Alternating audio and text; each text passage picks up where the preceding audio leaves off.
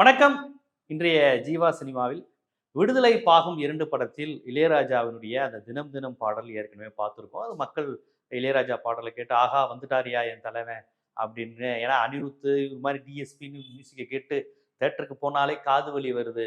அந்த இசை அப்படிங்கிறத எங்களால் என்ஜாய் பண்ண முடியல அப்படிங்கிற மன ஆதங்கத்தை வெளிப்படுத்தி, அந்த நேரத்தில் ஆறுதலாக வந்துருச்சே வயிற்றுல பால வாத்திய தலைவா அப்படிங்கிற மாதிரி அந்த பாட்டை கேட்டவுடனே எல்லாருக்கும் அழகி சாங் அந்த மாதிரி பல்வேறு சாங்கு அந்த பாடல்களோட இணைச்சு இது பண்ணாங்க. இன்னும் சொல்லப்போனால் வழிநெடுக காட்டு மல்லி அந்த பாடலுடைய சாயல் தான் அதில் 90 விழுக்காடு இருந்தது. இருந்தாலும் மக்கள் பரவாயில்ல தலைவா, நீ போட்ட மட்டும் திருப்பி போடு, உன் சாயல்ல வந்தா போதும், திருப்பி இளையராஜா எங்களுக்கு கிடைச்சா போதும். ஏன்னா இசைங்கிற பேர்ல இங்க அண்டாவை உருட்டி விடுறாங்க, மண்பானையை போட்டு உடைக்கிறாங்க, சேவலை கத்த விடுறாங்க, ஓனாயை அலற விடுறாங்க, கேட்டா இதான் பிஜிஎம், இதான் அலறுது, இதான் பஞ்சு டைலாக்ங்கிற மாதிரி போட்டு படுத்திக்கிட்டு இருக்காங்க. ஸோ அந்த இது இறைச்சல இருந்து எங்களுக்கு ஒரு இசை தேவைப்படுது, அதனால நீ தினம் தினம் போட்டது எங்களுக்கு அவ்வளவு நிம்மதியா இருக்குன்னு சொன்னாங்க.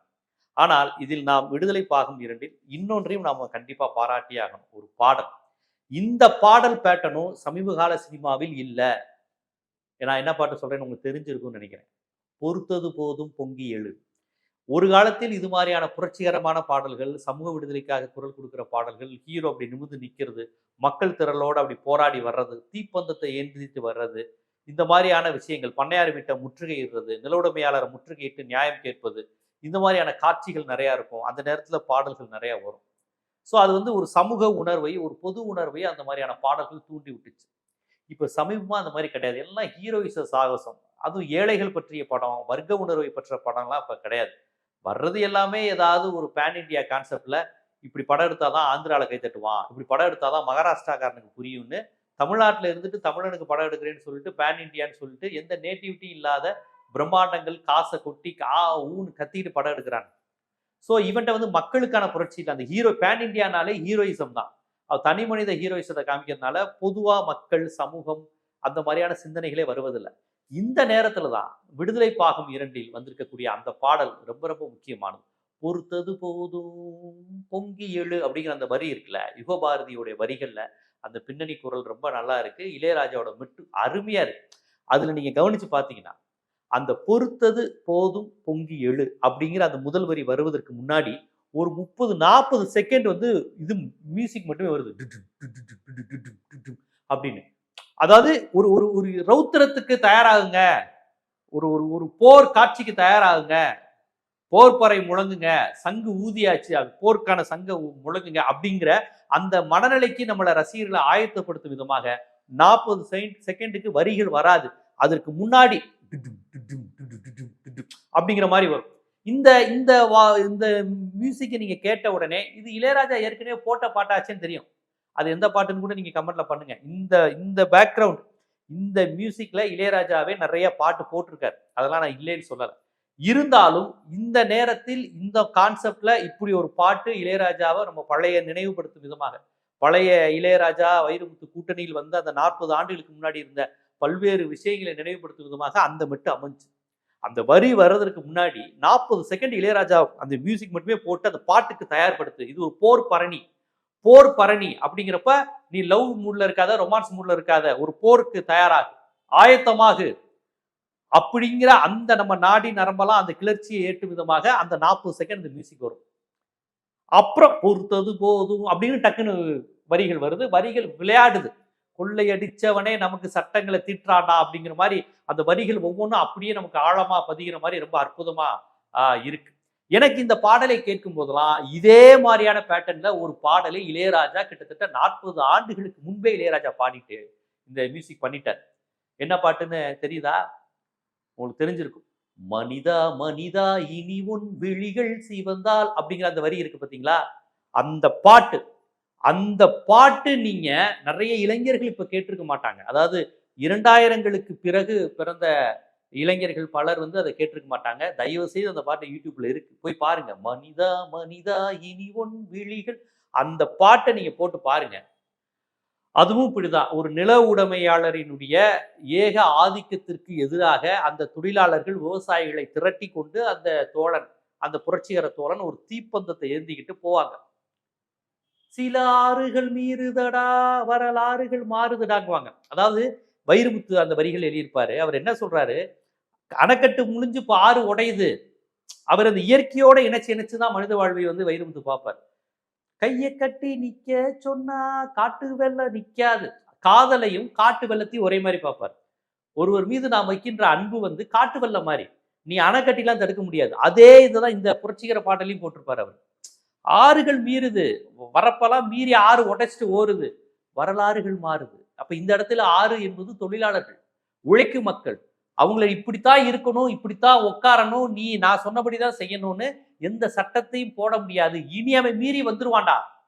எத்தனை காலம் என்னை அடிமையா வச்சிருப்ப, எத்தனை காலம் என்னைய பாண்ட்ல பண்ணை அடிமையா வச்சிருப்ப, என் பிள்ளையும் உனக்கு அடிமையா வேலை பார்க்கணுமா அப்படிங்கிற அந்த வரலாற்றை அந்த பண்ணையார்களுக்கு எதிராக எதிர்த்து நின்று அவர் அதிகார வர்க்கத்துக்கு எதிராக தொழிலாளர்கள் வரும்போதுதான் சில ஆறுகள் மீறுதடா, வரலாறுகள் மாறுதடாங்கிறார். இனி பால் வரும் என்பதும் தேன் வரும் என்பதும் ஜோசியமானதடா, இனி சாட்டைகளே தீர்வுகள் என்பது சூசகமானதடா அப்படின்னு இருப்பார்.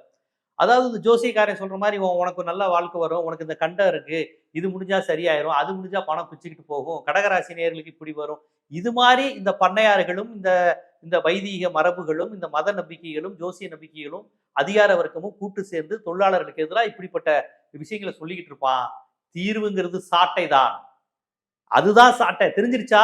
சூசகமா செய்தி வந்துருச்சா? இனி ஜோசியக்காரனை நம்பாத, இனி பண்ணையார்களுடைய பசப்பு வார்த்தையை நம்பாத, அரசு பயங்கரவாதத்தை கண்டு பயப்படாத, சாட்டைகளே தீர்வு என்பது சூசகமாயிருச்சு அப்படிங்கிற வரிகளை வைரமுத்து எழுதியிருப்பார்.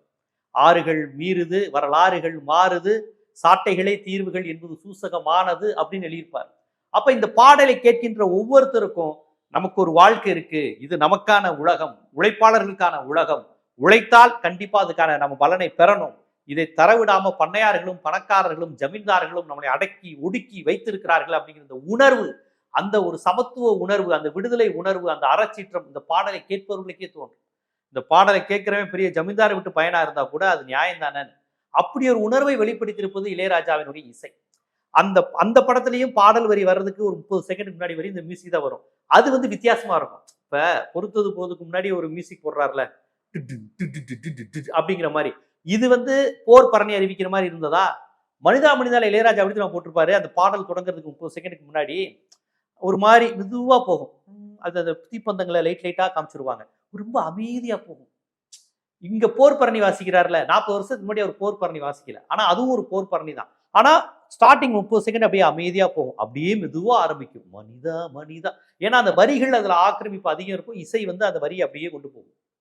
ரெண்டையுமே இளையராஜா பண்ணியிருந்தாலும் ரெண்டுக்கும் வித்தியாசப்படுத்துறாரு. ஆனா இரண்டுமே ஒரே மாதிரியான சூழல். யோசிச்சு பாருங்க, இதுவும் நக்சல் படம் தான், விடுதலை பாகம் 2. அதுவும் கண் சிவந்தால் மண் சிவக்கும்ங்கிறதும் நக்சல் படம் தான். இரண்டுமே தொழிலாளர் ஒற்றுமை வலியுறுத்திய படம், முதலாளித்துவத்தை எதிர்த்த படம், நில உடைமை சமூகத்தை பண்ணை ஆதிக்கத்தை எதிர்த்த படம். இதே மாதிரியான உணர்வு தான் அங்கேயும், இதே உணர்வு தான். ஆனா இதோட ஸ்டார்டிங் 40 செகண்ட் ஒரு போர் பரணிக்கு டும் ஆரம்பிச்சிருக்காரு. அதுல வந்து ரொம்ப மெதுவா போகும், அப்படிங்கிற மாதிரி போகும். நீங்க ரெண்டையும் யூடியூப்ல போட்டு வித்தியாசப்படுத்தி பாருங்க. அதுக்காண்டி தான் அந்த பதிவே. நீங்க இந்த பாடலை கேளுங்க, ஸ்டார்டிங்ல இருந்து இளையராஜா கொண்டு போயிருக்கிறது. இதே 40 ஆண்டுகளுக்கு முன்னாடி வந்து அந்த பாடலையும் கேளுங்க, அவர் எப்படி ஸ்டார்டிங்ல ஆரம்பிச்சு போயிருக்காருன்னு. இரண்டுமே ஒரே பேட்டர்ன் உள்ள விஷயத்துக்கு இளையராஜா ஒரு சின்ன நுட்பத்தை வேறுபடுத்தி கொண்டு போயிருப்பாரு. ஆனால் இந்த பாடலை பார்ப்பவர்களுக்கு கண்டிப்பா அந்த பாடல் நினைவுக்கு வரும். பொறுத்தது போதும் அப்படிங்கிற அந்த யுகபாரதி வரிகளில் இளையராஜா போட்ட பாடலை நீங்க கேட்ட போதும் மனிதா மனிதா அப்படிங்கிற அந்த பாடல் கேட்கிற உணர்வு உங்களுக்கு வரும். ஏன்னா இது இரண்டையும் இணைப்பது இசை மட்டும் இல்ல, அதில் ஒரு சமூக உணர்வு இருக்கு, ஒரு சமத்துவ சிந்தனை இருக்கு, ஒரு புரட்சிகர உணர்வு இருக்கு. அந்த புரட்சிகர உணர்வு இசை எந்த அளவுக்கு அதை வெளிப்படுத்தி இருக்கு பாருங்க, வரிகள் எந்த அளவுக்கு நம்ம நரம்பை புறக்கெட்டு செய்வது பாருங்க. அந்த விதத்தில் விடுதலை பாகம் 2 அப்படிங்கிற இந்த திரைப்படம் வருவதற்கு முன்பே இளையராஜாவினுடைய அந்த பாடல்கள் மூலமாக நம்மை தேட்டருக்கு வாங்க, இந்த பாடலை கேளுங்க, இந்த பாடல் வரக்கூடிய சூழல் எப்படி இருக்கும் தெரியுமா அப்படிங்கிற ஆர்வத்தை நமக்கு ஏற்படுத்திருக்கு. இப்ப தினம் தினம் பாட்டிலுமே நான் கவனிச்சது, அந்த பாட்டு ஏற்கனவே வந்த ஒரு கான்செப்ட் மாதிரி தான் அப்படியே இருக்கு. அழகி படத்துல வந்த பாட்டு மாதிரியும், நம்ம வழிநெடுக காட்டுமொழி அந்த டோன் தான் இருக்கு. இருந்தாலுமே அதை கேட்க நமக்கு ரொம்ப பிடிக்குது. இதுவுமே இளையராஜா ஏற்கனவே போட்ட பாடலுடைய பிரதிபலிப்பு மாதிரியும் அதனுடைய சாயல் அப்படியே தெரியுது. பரவாயில்ல, இருந்தும் இது நம்ம ரசிக்கக்கூடிய டோன். அது இந்த காலகட்டத்துக்கு இப்படி ஒரு பாட்டு தேவை அப்படிங்கிற உணர்வு இருக்கு. அடுத்த ரவுண்டு வாங்க தலைவா அப்படின்னு கீழே கமெண்ட் போடுற அளவுக்கு போகுது. இளையராஜா பார்த்து தலைவா நீ பண்ணதே கூட திரும்பி பண்ணு தலைவா அப்படின்னு கேட்கிற அளவுக்கான சூழல் இருக்கு. ஏன்னா அப்படி ஒரு வறட்சி, இசை வறட்சி வந்துருச்சு. கடந்த 10 ஆண்டுகளா மீண்டும் மீண்டும் முணுமுணுக்கிற மாதிரி பாடல்களே இல்லை பாத்தீங்களா? அதனால தான் யாரா அந்த பையன், நான் தான் அந்த பையங்கிற மாதிரி இந்த ஆல்பம் சாங் இந்த மாதிரி பாட்டெல்லாம் கூட திருப்பி திருப்பி பேசுற மாதிரி போயிடுச்சு. அதெல்லாம் பாட்டு லிஸ்ட்லயே வராது, இசை பட்டியலே வராது. ஆனா அதுதான் இன்னைக்கு ட்ரெண்டிங்கிற மாதிரி போய்கிட்டு இருக்கு. ஆனா இளையராஜா காலகட்டம், ஏஆர் ரஹ்மான் காலகட்டங்களெல்லாம் பாட்டுனா அன்னைக்கு வந்து சினிமா பாட்டை பாடிக்கிட்டே இருப்பான், பேசிக்கிட்டே இருப்பான், கேட்டுக்கிட்டே இருப்பான். தன்னை அறியாம அதை நம்ம ரிங்காரம் விட்டுக்கிட்டே இருப்போம். இப்ப அந்த மாதிரியான ட்ரெண்ட் ஒரு 10 வருஷமா குறைஞ்சிச்சு பாத்தீங்களா? என் பேட்டை ரஜினி படம். அதுக்கப்புறம் ரஜினி பாட்டு அந்த பாட்டை எத்தனை பேர் இப்ப பாடிக்கிட்டு இருக்கோம்? பேட்டையில உள்ள 5 பாட்டை இப்ப நம்ம எத்தனை பேர் பாடிக்கிட்டு இருக்கிறோம்? ரஜினி பாட்டையே யாரும் திருப்பி பேசுறது இல்ல. இதே பழைய தளபதி பாட்டு எப்படி இருந்தது? பாட்ஷா பாட்டு எப்படி இருந்தது? சோ இப்ப திருப்பி திருப்பி கேட்டு முணுமுணுத்து மூளைக்குள்ள இறங்கி பண்ற மாதிரி இல்ல. அந்த நேரத்துக்கு உங்களை அலற வச்சு நரம்ப ரொம்ப ஒரு மாதிரி கிளர்ச்சியடை செஞ்சு ஆட வச்சுட்டு சாமி ஆட வச்சுட்டு ஓட வச்சிடறான். அந்த உணர்வு இல்ல. அப்ப அந்த உணர்வை வந்து இளையராஜா காலத்தில் நாம் பெற்றோமே. இளையராஜா 40 வருஷத்துக்கு முன்னாடி, 30 வருஷத்துக்கு முன்னாடி, 20 வருஷத்துக்கு முன்னாடி, ஏன் அழகி படம் வரையும் இளையராஜாவுடைய அந்த ட்ரெண்ட் இருந்தது. இப்ப கொஞ்சம் கேப் விட்டுட்டார் இளையராஜா. மீண்டும் அடுத்த ரவுண்டு வரணும். இந்த மாதிரி பாடல்களை தரணும். புரட்சி, காதல், கிளர்ச்சி இந்த மாதிரி பல்வேறு விஷயங்கள் அந்த உணர்வுகளை நாங்க உரையாடணும் அப்படிங்கிற அந்த ட்ரெண்டுக்கு வந்துட்டாங்க. இன்னும் சொல்லப்போனா ராமராஜன் பாடல் ட்ரெண்டை கூட திருப்பி இளையராஜா மீண்டும் பாடினால் அவ்வளவு நல்லா இருக்கும். அந்த தாலாட்டு கேட்காத தாய் அந்த மாதிரி ட்ரெண்ட்ல திருப்பி அதே மாதிரி இளையராஜா பண்ணா கூட கேட்க ரசிகர்கள் இருக்காங்க. அந்த அளவுக்கு இசை வறட்சி வந்த நேரத்தில் இசை சுனாமியாய் இளையராஜாவுடைய இசை மிகப்பெரிய அளவில் ஒரு புயல் எடுத்து கிளம்பணும் அப்படிங்கிறது தான் ரசிகர்களுடைய வேண்டுகோளா இருக்கு. இந்த விடுதலை பாகம் 2 இந்த பாடல் நான் சொன்ன மாதிரி நீங்க பாருங்க. இந்த பாடலோட சேர்த்து மனிதா மனிதா பாடலையும் நீங்க இணைச்சு பாருங்க. நான் சொல்ற மாதிரியான உணர்வை நீங்களும் பெறுவீங்க. இது போன்ற சினிமாவினுடைய பல்வேறு பரிணாமங்கள், அதுக்கு பின்னால் இருக்கக்கூடிய அரசியல் போன்ற பல்வேறு செய்திகளை நுட்பமா நீங்க தெரிஞ்சுக்கணும்னா நம்ம ஜீவா சினிமா சேனலை சப்ஸ்கிரைப் பண்ணுங்க, ஆதரவு தாங்க. நன்றி.